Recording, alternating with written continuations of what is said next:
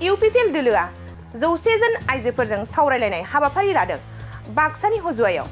बे हाबाफारिखौ बेखेवना होफैयो 20 नं कक्लाबारि बियाबनि MCLA मन्टु बर' बिथाङा। बे हाबाफारियावनो गाहाय आलासि महरै बाहागो लाफैयो मिरु UPPL आइजो गांखंनि आफादगिरि प्रतिभा ब्रह्म आरो गाहाय नेहाथारि हेलेना स्वर्गियारि बिथांमोनहा। लोगोसे मुसलपुर जिल्ला UPPL आरो कक्लाबारि ब्लक UPPL नि आफादगिरिजों लोगोसे नेहाथारि आरो बायदि बायदि बिबानाव थानाय बिबानगिरिफोरजों लोगोसे कक्लाबारि ब्लक UPPL नि आफादगिरि नेहाथारिफोरजों लोगोसे गुबुन गुबुन बियाबाव थानाय बिबानगिरिफोरजों लोगोसे ओनसोलनि गोबां आइजोफोरनि नुजाथिनायाव बे 100 जन आइजोफोरजों सावरायलायनाय हाबाफारिया मेहेरगोनाङै जानानै थाङो। गिबियावनो खुलुमबाय, जोबोद गोसोखौ गोजोननाय मोनदों। नैबे सिमला टाउनावहाय कक्लाबारि समस्तिनि नैबे भुटान हाजोनि सेराव जिरायनानै जोङो 100 आइजोखौ दिनैहाय लिंहरनाय जादों। किन्तु दिनै 100 आइजोनिबो बांसिन बाहाय बाहागो लाफैदों।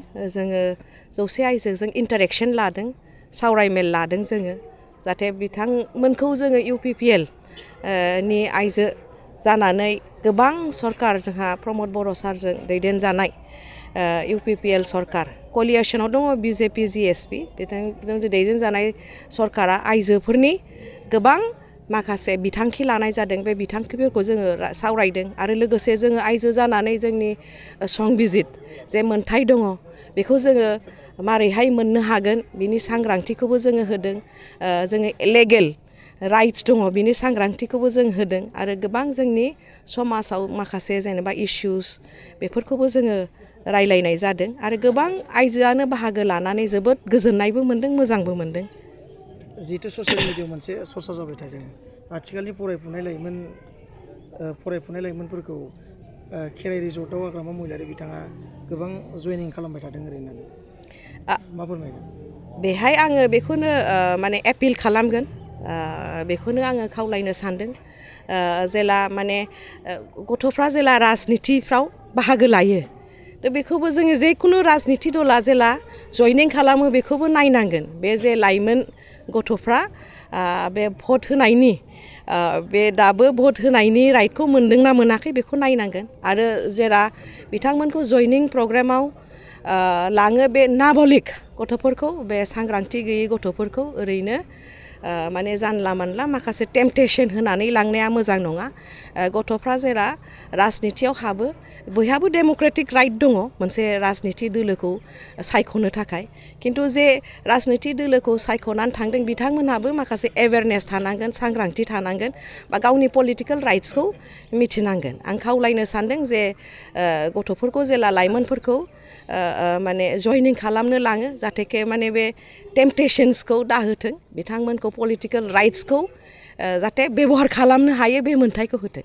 जोङो दिनैहाय बाहाय जोंहा आइजोफोरनि जे माने प्रमद बर' सारनि दैदेननाय सरकारावहाय जोङो गोबांहाय जोंनि राइट्सखौ जों होदों। जोंनि बिथांखि अनसाय बिथांखि, गियान सोरां बिथांखि बा जोंनि माइनाव सोरां बिथांखिया जोंनि माने UPPL फैनायनि आवगोल जोंनि मेनिफेस्ट' जोंनि इस्तिहाराव दंमोन। जों आइजोफोरखौ जाहाथे गावनि आथिङाव गसंहोनो हायो, जेनेबा जोङो रांखान्थि बिथिङाव जाहाथे गोख्रों खालामनो हायो। बयहाबो साख्रि मोननायनि क्राइटेरियाव गोलैयाबो जानो हागौ, जायहा साख्रि मोननायनि क्राइटेरियाव गोलैगोन बिथांमोनहा थाखा गरसेबो होआलाबानो साख्रिखौ मोनगोन।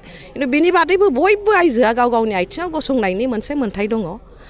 दा बेनि लानानै जों माइनाव सोरां बिथांखिखौ जोङो माने जे समायखिरा लादोंमोन बेखौ जोङो जाफुंसार होबाय। दिनै जोङो आइजोफोरखौ मोजाङै माने स्किलफुल बानायनानै, रिसर्सफुल बानायनानै, ट्रेनिं होनानै जाहाथे जोङो हाजारपतियावनो दादानथों, महिला माने जों लाखपति खालामनो सानदों। जिहेतु BTCआव माखासे बिदिनो रेपनि जाथाय जाबाय थायो, बेनि सायाव माबा मोनसे जोङो बेखौ जोङो जेब्लाबो सांग्रांथि होयो, आरो रेप केसाव जायोबा जोङो बे क्राइम एगेन्स्ट वुमेन बेखौ जोङो जोबोद नोजोर होनानै जोङो प्रसासनजों गोख्रोंथि लानानै जोङो रायलायो सब समाय। जों माने जाहाथे क्रिमिनेल्सफ्रा जाहाथे मिसक्रियेन्सफ्रा बे दुष्कृतकारिफ्रा थाबैनो हमजानानै थाबैनो सास्ति मोनो बेनि थाखाय जोङो जेब्लाबो सांग्रां जानानै जोङो ब्लकनियानो जा जिल्लानियानो जा सेन्ट्रेलनि UPPLआनो जा प्राइमारिनि UPPLआनो जा जेब्लाबो जों ज' थानानै जोङो मोनसे चेन नेटवार्क खालामनानै जोङो मावबाय थादों। जोबथि सोंलु हिसाबै फैगासिनो दं खाथिसै लकसभा बिसायख'थिया UPPL हिसाबै बेसेबां साखाफारा? जोंहा UPPL हिसाबै जोबोद साखाफारायैनो दङ आरो जोंनि पजिसन जोंना जोबोद मोजां राजनिति बिथिङाव आरो जोङो गोबां भटखौ लानानैनो जोङो देरहासार जानानै फैगोन बेहाय जोंहा जेबो सिन्था खालामनांगौ गैया जों बयबो मिथिगौ UPPL इज द इन थिं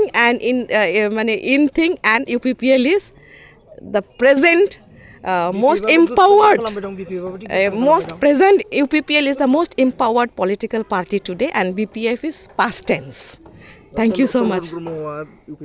बे जोंनि हाइ कमान्डनि जों जेबो मिथिया दाबो बे बिथाङा हाबगोन ना हाबाखै खिन्थु जुदि बिथाङा माने पजिटिभ सेन्स लानानै ज' समाजनि थाखाय मावनो फैयोबा खारन जोंनि मेन UPPLनि थांखियानो जाहैबाय गोजोन लाबोनाय आरो बड'लेण्ड ओनसोलखौ माने जौगाहोनाय आरो स्मार्ट बानायनाय ग्रिन बानायनाय आरो गुड गभर्नेन्स लाबोनाय डेम'क्रेसिखौ मोजाङै जाहाथे सलासल खालामो बेनो जोंनि थांखि आरो बेफोर उद्देश्यखौ बिथाङा मोजाङै मावफुंसारनो हायोबा UPPLआव मस्ट वेलकाम।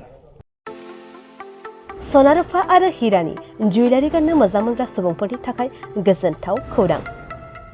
दासान्दि फुजा बोथोरखाय खम बेसेनाव फानगासिनो MSCB जुवेलार्सआव सना रुफा आरो हिरानि समायना रमायना जोंख्लाबनाय जुवेलारिज। MSCB जुवेलार्सआव मोननो हागोन राजकोट जुवेलारि, कास्टिं जुवेलारि, कलकाता जुवेलारि, मेसिनजों बानायनाय जुवेलारि आरो आखाइजों बानायनाय जुवेलारि। लोगोसेनो हाबा हुखायाव गाननो थाखाय सना आरो हिरानि समायना जुवेलारिसफोरखौबो मोननो हागोन।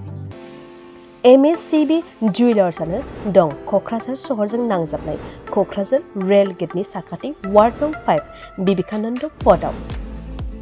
MSCB जुवेलार्सजों थोंजोङै जगाजग खालामनोबो हागोन 9954273079 जानबुं अनजिमायाव।